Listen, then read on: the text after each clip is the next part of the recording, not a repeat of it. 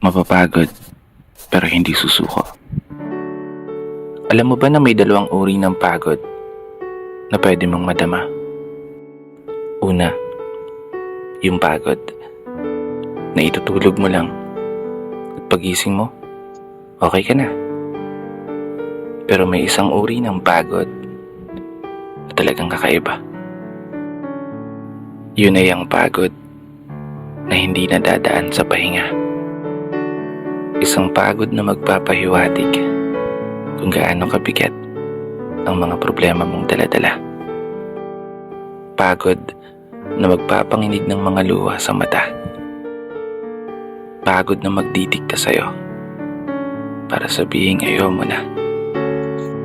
Mapapatanong ka na lang talaga, saan nga bang direksyon ng aking mga paa? Mga paang tila pagod na sa kakahakbang. Mga paang ngimay na sa kada tapak sa baitang ng hagdan. Isang hagdan na magdadala sa akin patungo sa isang palapag na pinapangarap ko. Mapapagod pero hindi susuko. Magpapahinga pero hindi hihinto.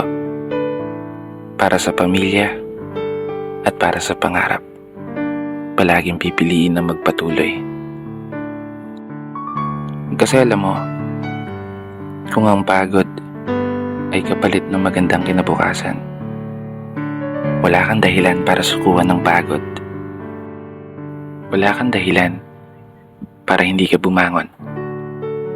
Wala kang dahilan para tuluyang magpalamon sa pagod na magbibigay sa iyo ng mga hamon at pagsubok na susukat sa iyong katatagan at kagustuhang makaahon, kagustuhang umasenso at kagustuhang magtagumpay at tuluyang makamtan yung magandang buhay na gusto mong mapasa kamay.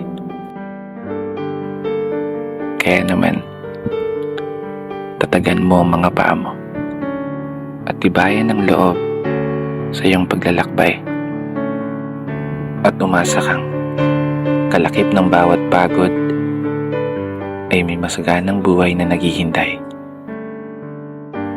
Sige, umusad ka. Dito na nagtatapos. Kaya isang pagpupugay para sa lahat ng mga tao na patuloy sumasabay sa hamon ng buhay. Ako nga po pala si Brother Matt at ito ang aking munting tula. Sana nagustuhan mo.